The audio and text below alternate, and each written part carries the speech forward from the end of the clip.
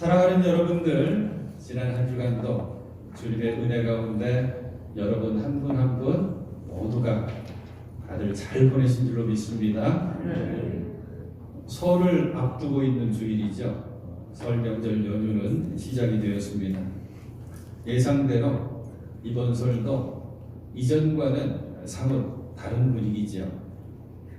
언제 끝이 날지 모르겠지만 코로나19 팬데믹 상황은 계속 이어지고 있고, 또 요즘은 오미크론 변이 때문에 우리 주변의 환자들의 숫자가 많이 늘어나고 있습니다. 우리 단양 지역도 오늘 아침에 환자 숫자가 꽤 많은 걸로 그렇게 문자로 안내문이 왔더라고요. 조금씩 조심하셔야 되고 또 지혜롭게 이 명절 연휴를 다들 잘 보냈으면 좋겠습니다. 하지만 이 명절 연휴가 되면 우리는 질문하게 되죠. 추석이 되었든지 이제 다가올 설이 되었든지 왜 이토록 사람들은 고향을 찾을까? 답은 고향에는 어머니의 품이 있기 때문입니다. 그 어머니의 품은 사랑이고 그 어머니의 품은 축복입니다. 이번 명절을 통해서 여러분들이 아마 지혜롭게 자녀손들이 오가심터인데 그럴 때 만날 때마다 자녀손들 축복을 많이 할 수 있는 그런 명절로 삼으시길 바랍니다. 설교를 시작하면서 계속해서 축복의 말씀을 먼저 전하게 되네요. 오늘도 여러분들을 축복합니다. 여호와 하나님 우리 주님께서 얼굴빛을 비춰주시고 풍성한 은혜 베풀어 주시기를 축복합니다. 아멘. 오늘 말씀의 제목은 형통하리라 라고 하는 제목입니다. 우리가 함께 펼쳐 읽은 세번역 성경으로는 성공할 것이다 라고 하는 대목이거든요. 그래요. 우리들이 가장 좋아하는 단어가 나왔습니다. 성공 그리고 형통. 세상에는 참 다양한 사람들이 더불어 살아가고 있죠. 종교도 다를 수가 있고 문화도 다를 수가 있고 경제적인 환경도 다를 수가 있고 생활 습관도 다를 수가 있고 교육의 정도도 다를 수가 있고 여러 가지 다른 환경 속에 살아가지만 똑같이 추구한 것 한 가지는 있습니다. 누구든지 성공하기를 원하고 형통하기를 원하고 그것을 복받았다고 그렇게 표현하죠. 저는 어떤 목사님의 형통에 관한 정의를 마음속에 새겨놓고 있습니다. 그 목사님께서 설교 중에 말씀하시기를 성경이 말씀하고 있는 형통, 하나님께서 우리에게 주시고자 하는 형통은 이것이다 그러면서 뭐라고 정의하셨냐면 될 것은 되고 안 될 것은 안 돼야지 그게 형통이라는 거예요. 어떤 의미인지 말씀 중간에 다시 한번 살피기로 하고요. 저는 오늘 말씀 준비하면서 우리 사랑하는 성도들이 성공을 이렇게 생각했으면 좋겠다 하는 마음을 가져봅니다. 성공은 내가 생각하는 성공이랑 하나님께서 생각하시는 성공이랑 맞아떨어져야 됩니다. 내가 생각하는 성공 따로, 하나님이 생각하시고 하나님 말씀하시는 성공 따로 있으면 안 되거든요. 진정한 성공은 내가 생각하고 내가 추구하는 그 성공이랑 하나님께서 말씀하시고 생각하시는 성공이랑 맞아야 됩니다. 오늘 말씀은 하나님께서 지금 힘들어하고 어려워하고 두려워하고 있는 여호수아에게 주신 말씀인데 이 말씀 가운데는 형통의 비결이 담겨져 있습니다. 성공의 공식이 담겨져 있습니다. 왜 여호수아가 힘들고 어렵고 그리고 두려웠느냐? 지금 여호수아는 모세의 뒤를 이어서 이스라엘 백성들의 지도자로 세워졌습니다. 모세는 얼마나 위대한 지도자입니까? 그 위대한 지도자의 후임자가 되어서 뒤를 이어서 그 일을 맡아야 되니까 두렵죠. 힘들고 어렵죠. 더구나 지금 이스라엘 백성들은 출애굽을 하고 광야 40년을 지난 뒤에 약속의 땅 가나안 땅에 들어가서 가나안 땅을 점령해 나가야 되는 그 시점에 있습니다. 그러니까 힘들고 어렵고 두렵죠. 오늘 말씀 가운데 계속 하나님께서는 담대하라, 용감하라 이렇게 말씀하시면서 성공, 형통을 약속해 주시는데 여러분들이 펼쳐 읽은 성경 7절과 그리고 8절을 제가 개역 개정판 성경으로 읽어드릴게요. 어느 대목에 형통이라고 하는 말이 나오는지 쭉 들어보시길 바랍니다.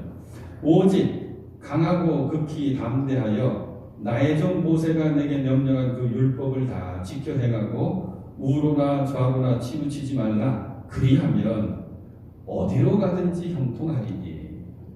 이 율법책을 내 입에서 떠나지 말게 하며 주야로 그것을 묵상하여 그 안에 기록된 대로 다 지켜 행하라. 그리하면 내 길이 평탄하게 될 것이며 내가 형통하리라. 형통하리라. 형통. 막힘이 없다고 하는 뜻이거든요. 한자로 형통은 막힘이 없이 뚫려 있다고 하는 뜻이고, 이 성경에 원어 히브리어로 요 대목이 사칼이라고 하는 히브리어를 쓰는데 이것은 번영한다, 성공한다 이 뜻입니다. 할례약에서 보면 이런 말이 있다고 하죠. 막혀 있으면 통증이 생기고 뚫려 있으면 통증이 사라진대. 그래서 통하면 불통이고 통하면 오히려 통증이 없어지고 불통이고 불통하면 통하지 않으면 통한다. 통증이 생긴다.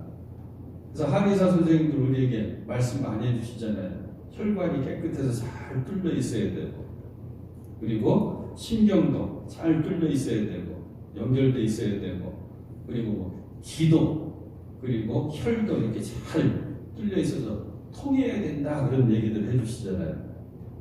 사랑하는 여러분, 우리들의 삶 가운데 사칼 막힘이 없이 뚫려 있는 형통의 은혜가 꼭 있기를 소망하고 축복합니다. 그런데 이 형통, 성공, 세상이 말하는 것과 성경이 말씀하고 있는 것은 많은 차이가 있습니다. 세상이 말하는 성공, 그 성공은 진정한 성공이 아닌 때가 많이 있습니다. 가만히 지켜보면 성공한 듯 싶지만, 형통한 듯 싶지만 쉽게 흔들리고 무너져 버릴 때가 있기 때문입니다. 성경이 말씀하고 있는 성공이 형통은 뭐냐면 하나님의 계획하신 뜻이 우리 한 사람 한 사람을 통해서 성취해 나가는 것이 성공이고 형통입니다. 지난주에 제가 말씀드렸죠. 신앙생활이 뭐예요? 라고 누가 저에게 여쭤보신다면 저는 이렇게 답하겠습니다 하면서 하나님의 뜻을 생각하고 하나님의 시간을 기억하면서 우리는 내 뜻을 하나님의 뜻에 맞추는 거고 내 시간을 하나님의 시간표에 맞추는 게 신앙생활입니다. 근데 그 신앙생활을 성공하려면 하나님의 뜻과 하나님의 시간이 나의 삶 속에서 온전히 성취되는 거죠. 사랑하는 여러분, 다시 한번 어떤 목사님께서 말씀해 주신 형통의 정의, 될 것은 반드시 되고 안 될 것은 안 돼야 된다고 하는 걸 풀어드릴게요. 사실 그 뜻은 뭐냐면 하나님의 뜻 가운데 우리의 삶을 통해서 될 것은 반드시 되고 돼서는 안 될 것은 틀림없이 안 되는 게 형통이라는 거죠. 꼭 기억하시길 바랍니다. 그렇기 때문에 진정한 성공, 형통은 소유나 업적이 있지 않습니다. 얼마나 많이 가졌느냐, 얼마나 많이 높아졌느냐, 이걸로 성공과 형통이 결정되지가 않는 거죠. 답부터 말씀드린다면 하나님과 늘 함께 있는 것이 형통입니다.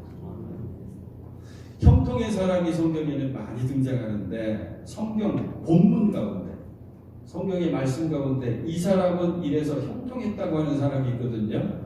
요셉입니다. 창세기 39장 2절과 3절을 제가 개역 성경으로 읽어드릴 텐데 이 개역 성경에는 형통이라고 번역되어 있거든요. 제가 읽어드릴게요. 여호와께서 요셉과 함께 하심으로 말씀드렸죠. 하나님이 함께 하시는 게 형통이다, 성공이다. 함께 하심으로 그가 형통한 자가 되어 그의 주인 애굽 사람의 집에 있으니 그의 주인이 여호와께서 그와 함께 하심을 보며 또 여호와께서 그의 범사에 형통하게 하심을 보았더라. 놀라운 말씀입니다. 지금 요셉은 애굽 이집트의 총리가 된 게 아니에요. 보디발의 집에서 노예로 살 때입니다. 근데 주인 보디발이 봤더니 저 요셉은 그가 믿는 여호와 하나님과 함께 하는구나. 하나님이 저 요셉과 함께 하시는구나. 그래서 형통했다고 표현하는 거고, 더 놀라운 것은 말씀의 뒤를 이어서 쭉 따라가 보면 형통한 요셉 때문에 요셉 옆에 있는 사람과 그 집까지 형통했다고 말씀하고 있거든요.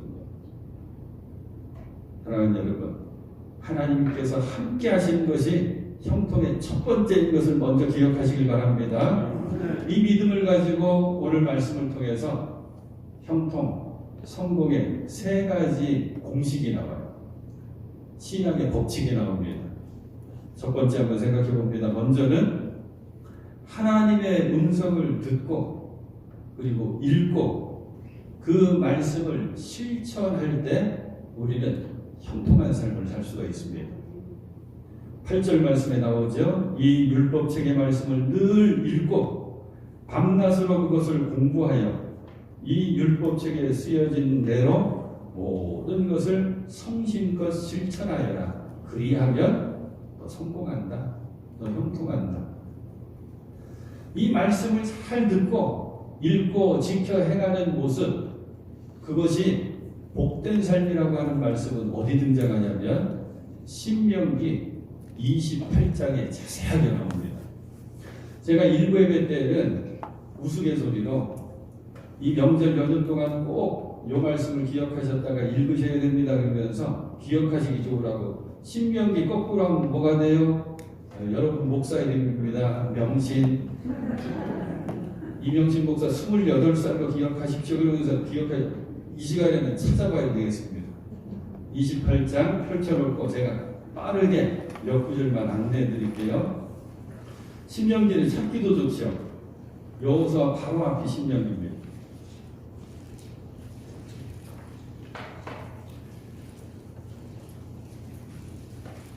1절부터 14절까지가 말씀을 잘 듣고 행하는 사람이 받게 되는 복인데 이것을 순종하는 사람이 받는 복이다 하고 작은 제목이 붙여져 있죠. 자, 3절 말씀 볼게요. 당신들은 성읍에서도 복을 받고 들에서도 복을 받습니다. 들어와도 복 받고 나가도 복 받고 이게 이 말씀인 거예요. 4절 말씀도 당신들의 태가 복을 받아 자식을 많이 낳고 당신들의 자녀손들이 복 받을 겁니다. 살림도 나아져서 집짐승 소 많아지고 양도 새끼 많이 나올 거고 5절 말씀 곡식 광주리도 반죽 그릇도 복을 받을 것입니다. 자, 6절 말씀 그대로 나오죠. 당신들은 들어와도 복 받고 나가도 복 받을 것입니다.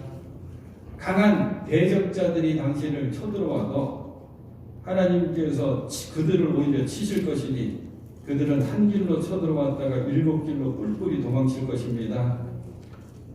손대는 모든 일마다 복 받을 것입니다.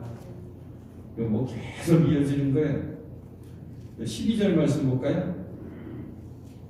주님께서 그 풍성한 복을 참고 하늘을 여시고 철 따라 당신들의 밭에 비를 내려주시고 당신들이 하는 모든 일에 복을 주실 것입니다.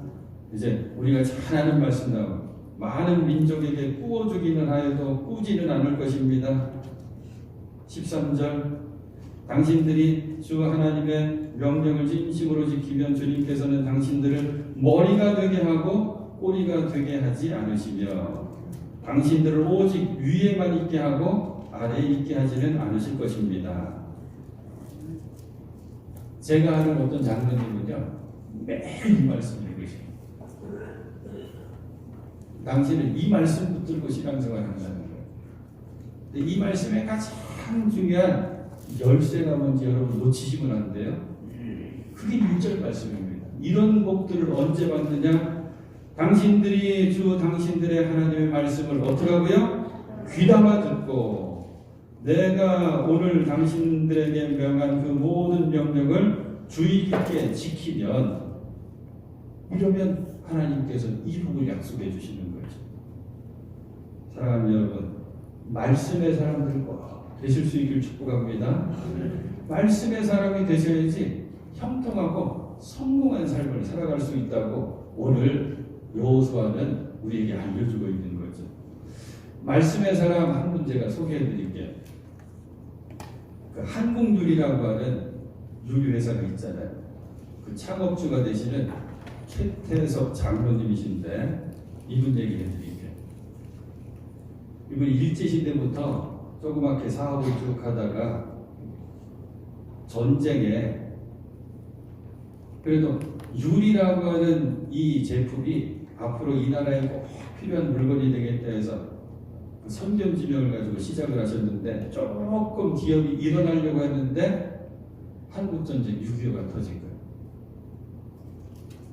그래갖고 다들 지금 불안하고 지금 뭐 어려운 그때인데 마침 1.4 때가 돼가지고 다시 또 피난 가야 되나 보다 그래서 막 고민하고 있는 이때 이 최태석 장로님 한국유리회사가 은행에 대출을 받아가지고 쓴 적이 있는데 만기 때가 됐대요.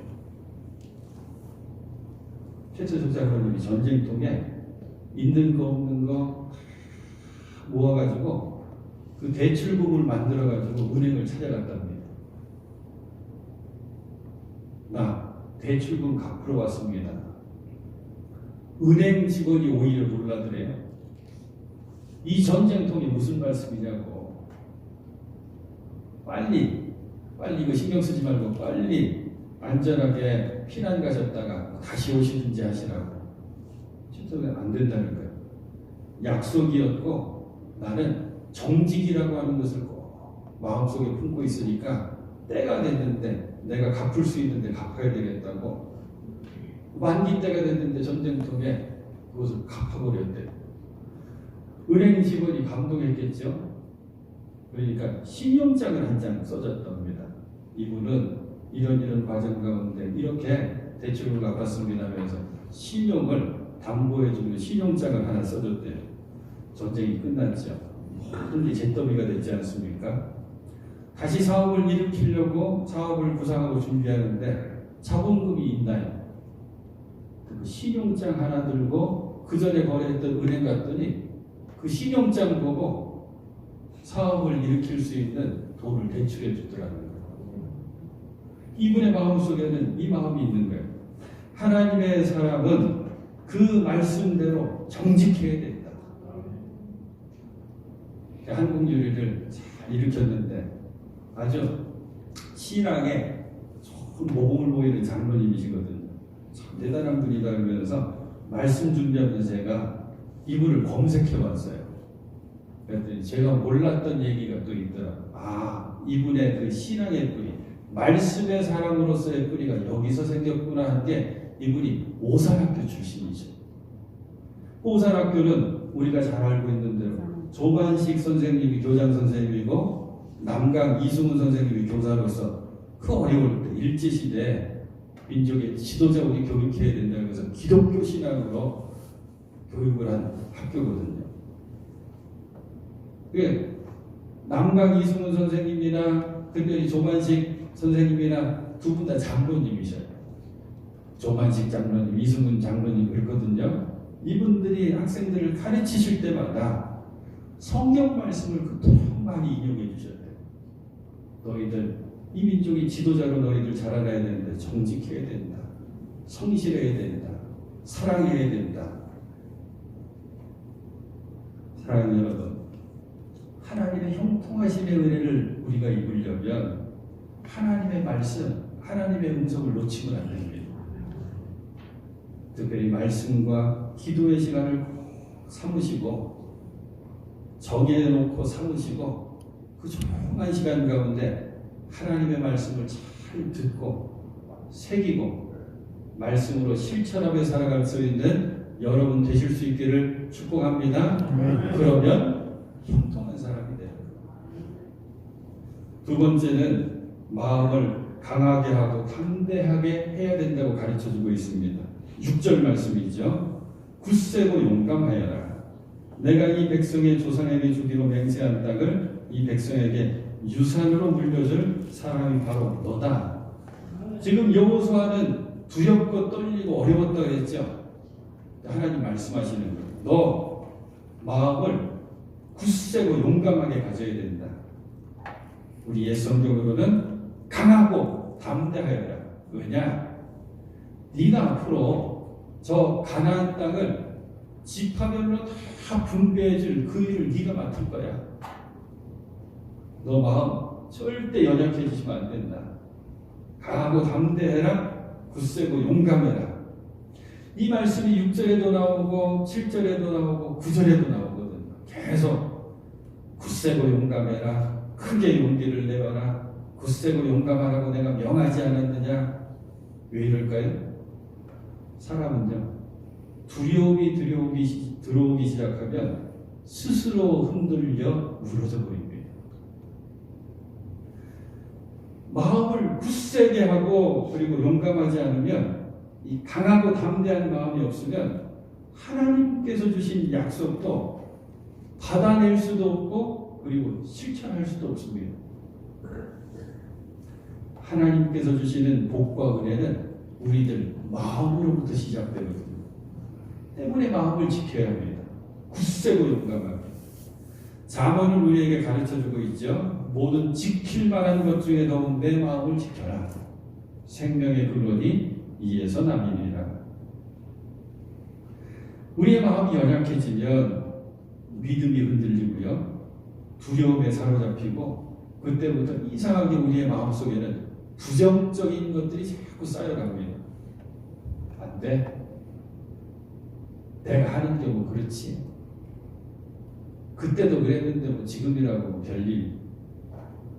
가장 부정적으로, 두려움 가운데 부정적으로, 이게 이제 습관처럼 하는 거 있어요. 아이고 죽겠다. 아주 죽겠다가 이제 습관이 돼가지고 좋은데도 죽겠대 그래. 좋아 죽겠다 그러잖아요. 어떤 목사님이 죽겠다 그러면 눈 크게 뜨고 뭐야 그래요. 그러면 그 교회 성도들은 죽겠다 그러는 찰나에 살겠다 그래야 돼요. 그런데 굳세고 용감한 마음, 내 마음을 지킬 수 있는 이 힘이 어디서 올까? 내가 아주 마음을 다잡으면 될까? 아니에요. 오늘 말씀 속에 답을 주고 있는데 그게 9절의 후반부 말씀입니다. 네가 어디로 가든지 너의 주 나 하나님이 함께 있겠다. 이 신앙으로 너의 마음을 굳세고 용감하게 가져라. 강하고 담대하게 가져라. 나 하나님이 함께 있겠다. 이게 뭐죠? 이게 임마누엘입니다. 예수님은 그 이름이 임마누엘이었어요. 그러니까 예수님과 함께 있어야지 우리는 강하고 담대한 마음을 가질 수가 있는 거죠. 마태복음 한번 기억해 볼까요? 마태복음 1장 예수님의 나심을 이야기할 때 보아라 동정녀가 잉태하여 아들을 낳을 것이니 그 이름을 임마누엘이라 할 것이다. 친절하게 가로 안에 임마누엘을 번역하면 하나님이 우리와 함께 계시다는 뜻이다. 이 말씀까지 기억하셔야 돼요. 마태복음의 맨 마지막 장은 28장입니다. 맨 마지막 절은 20절입니다. 어떤 상황이냐? 부활하신 예수님께서 승천하시면서 마지막 남기신 말씀인데 그 맨 마지막 구절이 뭔지 아십니까? 보아라, 내가 세상 끝날까지 항상 너희와 함께 있을 것이다. 하나님이 나와 함께 계시다. 뭐라고요? 임마누엘. 이 임마누엘 신앙, 하나님께서 나와 함께 계시다, 예수 그리스도에서 나와 함께 계시다고 약속해 주셨어. 이 신앙으로 강하고 담대함으로 살아가시는 여러분 되시길 바랍니다. 그래야지 형통한다. 마지막 세 번째 교훈입니다. 우로나 좌로나 치우치지 말아야 합니다. 흔들리지 말라고 하는 말씀이죠. 7절에 나오죠. 오른쪽으로나 왼쪽으로 치우치지 않도록 하여라. 그러면 내가 어디로 가든지 성공할 것이다. 형통할 것이다. 마음에 담대함을 가진 사람들은 이제는 우로나 좌로나 치우치지 말아야 됩니다. 우왕좌왕 흔들리지 말아야 합니다. 마음을 다잡고 굳건하게 지켜서 흔들리지 말고 내가 가야 할 길을 한 걸음 한 걸음 그대로 가는 겁니다. 때로 이전에 실패한 것 때문에 우로나 좌로나 치우쳐 흔들리시면 안 됩니다. 내 힘이 왜 이렇게 없을까? 나의 연약함을 생각하면서 우로나 좌로나 흔들리고 치우치면 안 됩니다. 많은 사람들이 저 길을 가고 있는데 왜 나는 외롭게 이 길을 가야 될까? 이 생각하면서 우로나 좌로나 흔들려 치우쳐서는 안 됩니다. 그저 내가 가야 할 길, 하나님께서 안내해 주시고 함께 해 주시는 그 길을 한 걸음 한 걸음 나가야 됩니다. 어떻게 하면 그렇게 갈 수 있을까요? 우로나 좌로나 치우치지 않고 흔들리지 않고 내가 한 걸음 한 걸음 정확하게 갈 수 있는 방법. 그 방법은 푯대가 중요합니다. 지혜로운 농부, 경험이 많은 농부는요, 밭을 갈아도 노를 갈아도 그 바디락이 똑바로 돼. 또 우리같이 경험이 없는 사람들이 쟁기를 잡고 밭을 갈면 삐뚤빼뚤 할 수밖에 없다는 거예요. 차이가 어디서 있나 하고 봤더니 우리는 땅만 바라보는 거예요. 경험이 많은 농부는 최대한 멀리 가장 분명히 보이는 거, 과일을 보든지 큰 나무를 보든지 푯대를 정확하게 세워놓고 그것만 보고 재기를 한다는 거죠.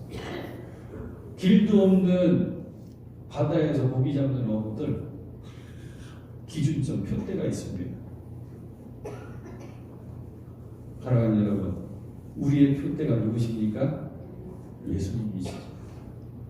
우리의 푯대가 무엇입니까? 예수님의 십자가입니다. 그래서 저 예수 그리스도의 십자가를 푯대 삼아가지고 우리는 주님께서 가신 그 길을 그대로 따라가면 되는 것입니다. 그러면 우로나 좌로나 치우치지 않고 흔들리지 않는 것이죠. 설 명절이 내일 모레죠. 오늘 말씀은 마음속에 꼭 새겨놓으시고 자녀들을 축복하는 기도할 때 꼭 함께 하십시오. 우리의 자녀손들이 형통하고 있기를 원하지 않습니까? 여러분의 기도 제목 제가 다 받아봤는데요. 똑같아요. 한 줄로 들어봤더니 우리 자녀손들 형통하게 해주십시오. 진정한 형통이 뭔지 우리 배웠죠? 하나님의 뜻이 우리 자녀손들의 삶 가운데서 온전히 이루어지는 것 무엇보다 임마누엘 하나님 우리 자녀들과 함께 하시는 것. 사랑하는 여러분, 형통과 성공의 신앙의 공식을 우리는 배운 것입니다. 1번은 뭐였어요? 말씀을 잘 읽고 듣고 지켜내가야 된다. 가장 먼저 소중한 것 잘 들어야 된다. 두 번째 공식, 그 마음을 강하고 담대하게 가져야 된다. 강하고 담대한 마음이 되려면 임마누엘 하나님이 나와 늘 함께 계시다. 이 신앙이 있어야 되고, 세 번째, 우로나 좌로나 치우쳐서 흔들리지 않으려면 예수 그리스도 우리 주님의 십자가를 푯대 삼아서 주님 가신 길을 우리도 그대로 따라가면 된다.